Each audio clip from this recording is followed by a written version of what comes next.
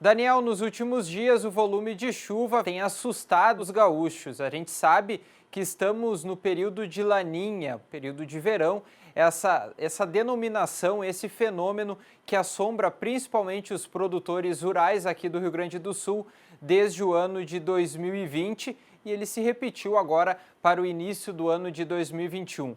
Porém, nas últimas semanas, o volume de chuva assustou principalmente aqui os moradores de Cachoeira do Sul e também aqui da nossa região, com o volume excessivo de precipitações pluviométricas. Para isso, vou conversar com o meteorologista Gabriel Cassol, da Sigma Meteorologia, da cidade de Pelotas. Gabriel, primeiramente, obrigado por nos atender e a pergunta que fica é: o Laninha de fato passou aqui no Rio Grande do Sul? Boa tarde. Primeiramente, boa tarde, muito obrigado pelo convite. E sim, no momento a gente tem atuação ainda da Laninha, né, configurada no Oceano Atlântico Equatorial. Só que recentemente a gente observa aí que existem trabalhos que comprovam que durante o verão não só a Laninha ou El Ninho, né, que cogitam a questão do regime de precipitação no Rio Grande do Sul. A gente observa que a influência da anomalia do Oceano Atlântico ele impacta diretamente na questão do regime de precipitação.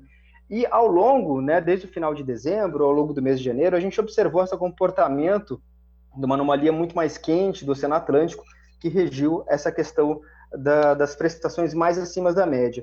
E agora, nas últimas semanas, né, a gente observa também a influência de outro índice de telecomunicação, que é chamado oscilação de Maiden-Julia, que é uma oscilação que acontece lá no Oceano Atlântico Equatorial, né, são ondas que se propagam e acabam influenciando aqui no regime de precipitação, não só no sudeste do Brasil, como também no sul do Brasil. Nas últimas semanas, a gente observou uma amplitude muito alta dessa onda, que acabou refletindo também em maiores índices de precipitação ao longo aqui dessas últimas semanas e ao longo de janeiro. A gente teve um mês de janeiro muito acima da média no Rio Grande do Sul, né, e agora no mês de fevereiro a gente observa aí regiões do extremo sul do estado, principalmente a faixa leste, incluindo aí regiões próximas da região metropolitana, que já estão acima da média, né? A gente nem finalizou o mês de fevereiro, ainda estamos na metade.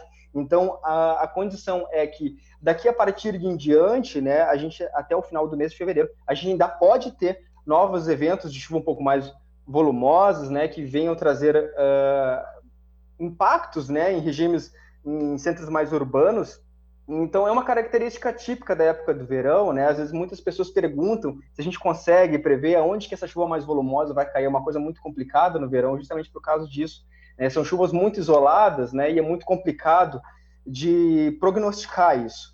Mas a tendência agora para as próximas semanas, né, e para os próximos meses, a partir do final de fevereiro até o mês de março em diante, a tendência é que esse regime de precipitação mais volumoso ele diminui bastante, né? A gente tem uma anomalia mais baixa, né, volte aquele padrão mais típico, né, de chuvas abaixo da média, que é um pouco mais característico de Laninha, justamente porque ao longo do mês de março a tendência é que nós não temos tanta influência assim da oscilação de Maiden-Julia atuando no Oceano Atlântico Equatorial. Então isso deve impactar, além também de outros índices, né, que estão colaborando para essa anomalia mais negativa de precipitação a partir do mês de março e em diante. Então a tendência é que essa reta final do verão e também o mês de outono devem ser abaixo da média no Rio Grande do Sul.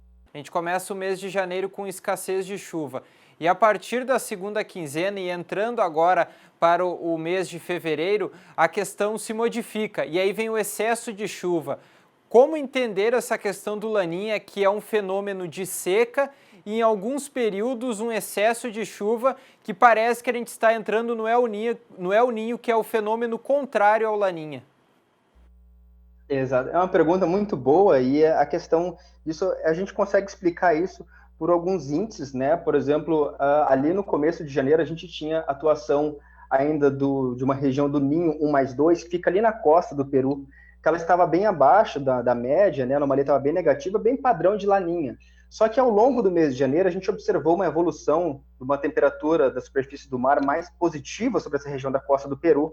E existem alguns trabalhos que mostram que essa anomalia positiva do Ninho 1+2 ele influencia diretamente em regimes de precipitação um pouco mais elevados aqui no Rio Grande do Sul. Então a gente observou aí o impacto da questão desse Ninho 1+2 atuando no regime de precipitação. Outros trabalhos também no meio científico, eles comprovam também que em mês de janeiro, principalmente nos meses de janeiro, quando a gente tem a atuação da Laninha, por incrível que pareça, é esperado aí regime de precipitação um pouco mais acima da média no Rio Grande do Sul. Então é um pouco contraditório, né? Porque a gente ouve falar de Laninha, a gente sempre espera ainda diminuição do regime de precipitação. Mas é bom ter em mente que a questão do El Niño e Laninha, eles impactam mais diretamente nas estações de primavera e outono.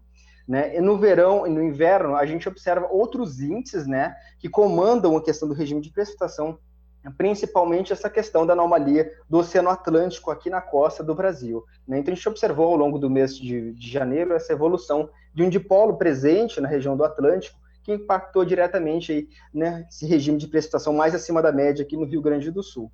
Gabriel, tem como trazer um prognóstico para a região central aqui do estado? Então, a região central do estado, né, de modo geral, ela não deve ficar muito diferente como as demais regiões do estado. A gente observa que já a partir, principalmente agora do meio da semana, a gente já tem um avanço de uma massa de ar seco, que deve inibir bastante a formação de nebulosidade, até mesmo ocorrência de pancadas de chuva sobre a região central do estado.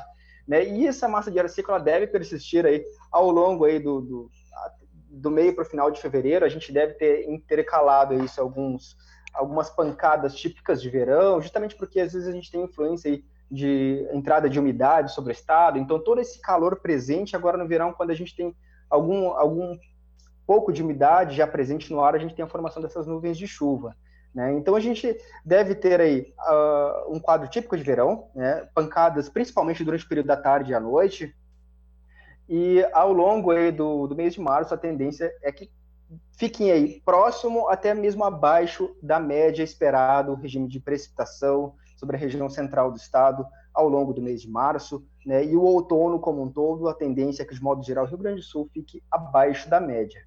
Teria como antecipar alguma situação para o final da primavera, início do verão, durante todo o verão e início de outono, a situação aqui no Rio Grande do Sul para o ano que vem? Então, existem alguns modelos probabilísticos lá da NOAA, da NASA, né, que eles fazem essas projeções taticamente, né? Então, no momento, a gente tem essa atuação dessa laninha, né, que ela deve decair agora com o tempo, agora no verão. A gente deve entrar no período ali no final do outono para o inverno, a gente deve estar num quadro de neutralidade, ou seja, não vamos estar nem sob influência de laninha, nem de El Niño. Então, e esse quadro de neutralidade, ele deve permanecer ao longo de todo o inverno, né? E ao longo da primavera, a tendência é que permaneça esse quadro de neutralidade, oscilando até mesmo com a probabilidade de uma pequena laninha fraca atuando na primavera. Mas é importante a gente sempre manter essa atualização ao longo do tempo, porque esses modelos, às vezes, eles vão mudando com o tempo. Né? Então é importante a gente, até porque a gente está falando de projeções para os próximos 6, para os próximos 7, 8 meses, né? É muito longo prazo. Mas a tendência é que agora para o outono e para o inverno deve prevalecer a questão da neutralidade.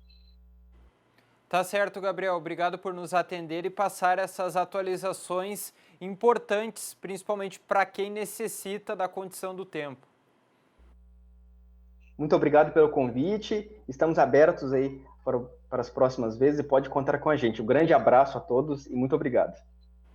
Tá certo. Daniel, conversamos com Gabriel Cassol, da Sigma Meteorologia, do município de Pelotas, trazendo a situação atual sobre o Laninha, a atuação do Laninha aqui no Rio Grande do Sul. O pessoal deve estar em casa se perguntando: Bernardo, as chuvas elas estão mais intensas nesses últimos dias, porém o Laninha ainda está instalado aqui no Rio Grande do Sul e ele deve ter a sua característica priorizada a partir agora da segunda quinzena de fevereiro e também início de março, com o Laninha mais definido aqui no Rio Grande do Sul. Eu retorno com você, Daniel.